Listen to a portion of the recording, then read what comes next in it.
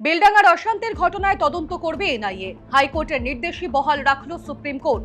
ঝাড়খণ্ডে পরিযায়ী শ্রমিকের মৃত্যু ঘিরে গত 16 জানুয়ারি অশান্ত হয়ে ওঠে বেলডাঙ্গা।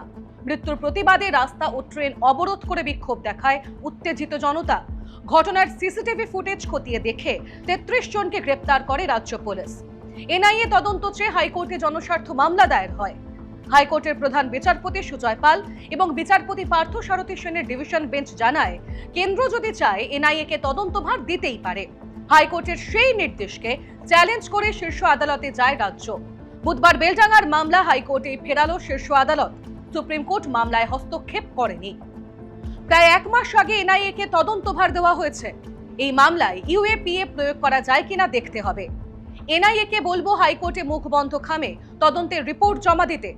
সিকিউরিটি এবং ইকোনমিক সিকিউরিটি এই দুটোর কথাই আইনে বলা হয়েছে। এখানে দুটোই প্রভাবিত হয়েছে। আপনারা হাইকোর্টকে বলুন এখানে কোনো বিস্ফোরক ব্যবহার করা হয়নি। মন্তব্য প্রধান বিচারপতি সূর্যকান্ত এবং বিচারপতি জয় মাল্য বাগচির বেঞ্চের।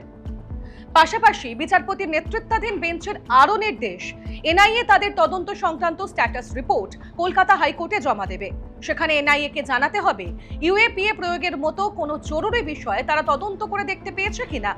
ফের কলকাতা হাইকোর্টের প্রধান বিচারপতির বেঞ্চে এই মামলার শুনানি হবে।